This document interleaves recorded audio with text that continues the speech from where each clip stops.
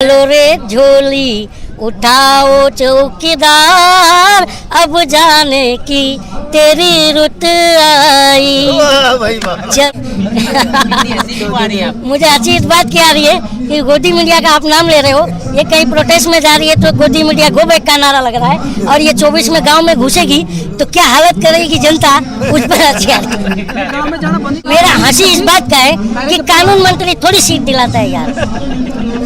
अपने प्रधानमंत्री से सवाल नहीं करेंगे तो युगांडा के प्रधानमंत्री से करेंगे क्या? ये तो देख रहे हैं जो मीडिया ग्राउंड, कौन मीडिया ग्राउंड पर है, इसीलिए तो हम जनता राउंड पर है। ये शौचालय की बात करते हैं पर विद्यालय की क्यों नहीं करते? क्योंकि शिक्षा सवालों को जन्म देती है और सवाल करने वाले हमारे साहब को पसंद नहीं है। कि तुम अगर वोट देने का वादा करो, मैं यूं ही मस्त जुमले सुनाता।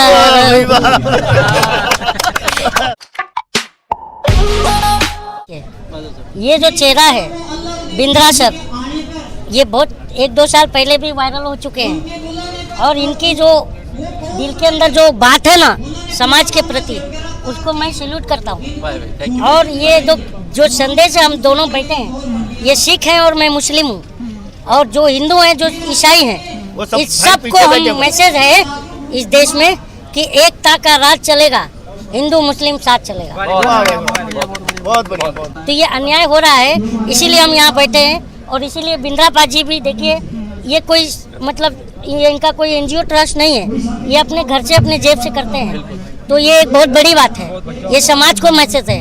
ये किसी से यहाँ पर जो भी प्यासा आता है ना, तो ये किसी से भी उसका धर्म जात नहीं पूछते हैं। ये हमारा हिंदुस्तान है, तो ये चीज़ हम पूरे देश में फैलाना चाहते हैं कि हमारा जो देश है ना, वो एकता से, भाईचारे से। आज अगर हम भाईचारे पर बात करने लग गए सिर्फ 10 साल, तो इस देश, इस दुनिया की टॉप इकोनॉमी को हम टॉप करके दिखा सकते हैं। बहुत बढ़िया। आपने एक वीडियो देखी थी, उसमें आप ना माइक उतार के फेंक रहे थे। जो देश की मीडिया है, नहीं, मैं माइक उतार कर फेंक देना चाहिए।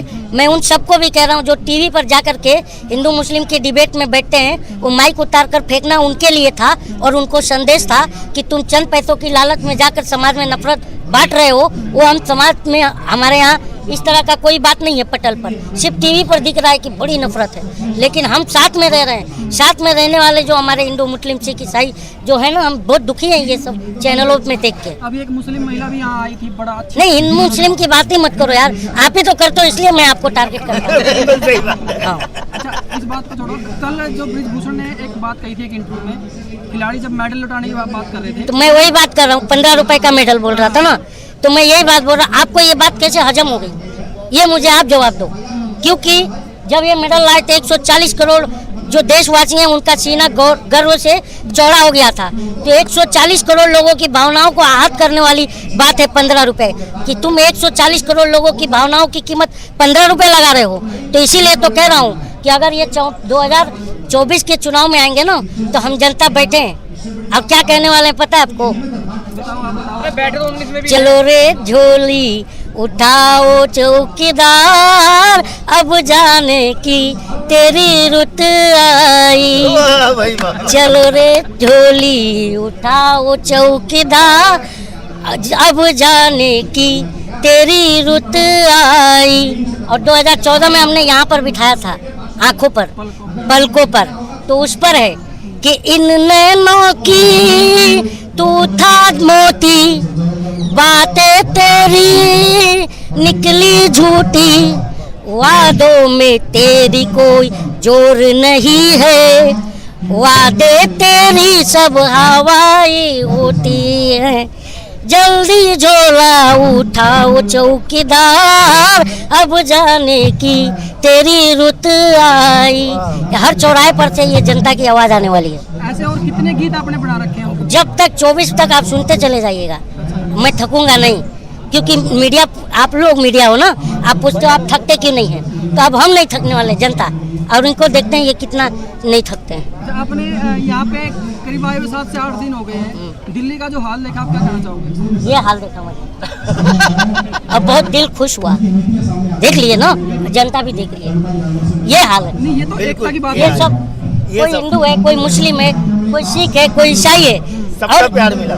मैं बचपन में ना दूरदर्शन पर, पहले की सरकारों की बात बता रहा हूँ, बचपन में दूरदर्शन पर एक कार्यक्रम जब ऐड आता था तो हमें गुस्सा भी आता था, लेकिन अब वो कहाँ खो गया, हम उसे याद करते हैं कि मिले सुर मेरा तुम्हारा तो सुर बने हमारा, समझे ना।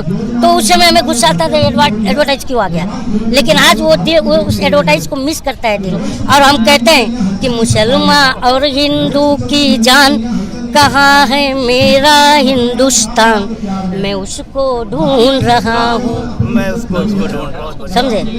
अच्छा, जो गोदी मीडिया बड़े बड़े स्टूडियो में बैठ के मोदी का गुणगान करती रहती है, उसको क्या बोलो? मैं उसको यही बोल रहा हूँ मुझे हंसी आ रही है, उसका नाम ले रहे हो तो सुनो, मुझे हंसी इस बात की आ रही है कि गोदी मीडिया का आप नाम ले रहे हो, ये कहीं प्रोटेस्ट में जा रही है तो गोदी मीडिया गो बैक का नारा लग रहा है, और ये 24 में गांव में घुसेगी तो क्या हालत करेगी जनता, उस पर हंसी आ रही है। गाँव में जाना बंद ही कर दिया इन्होंने। वो जाएंगे तो जूते पड़ेंगे, इसलिए हंसी आ रही है मेरे को, 24 में दिखने ही बंद हो जाएंगे ये, क्योंकि सबसे ज्यादा गुस्सा मीडिया पर है लोगों का। और ये देखो खिलाड़ी भी चिल्ला रहे हैं कि मीडिया हमारी बात नहीं रख रही है, गलत है नहीं है ना।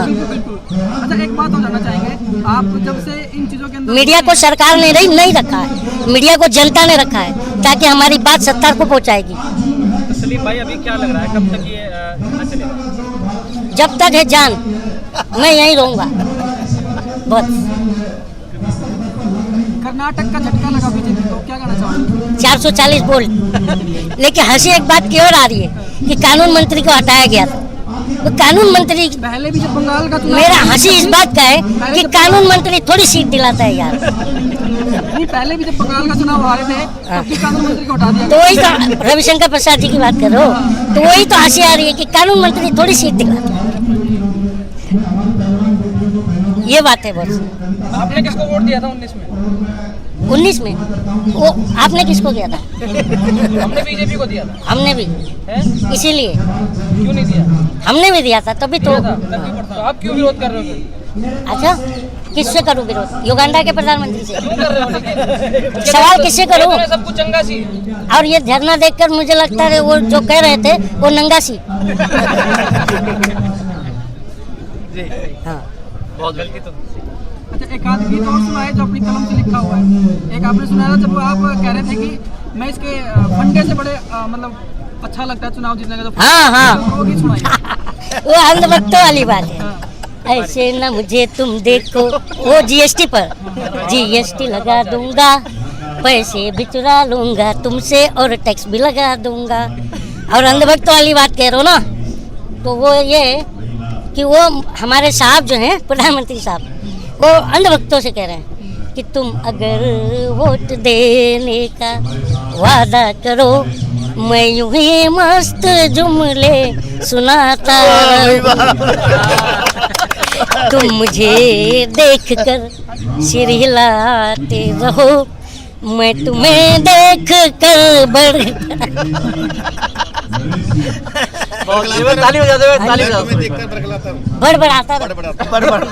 मैंने हाँ की है गप्पे हजारों, मगर एक उंगली भी तुमने उठाई नहीं।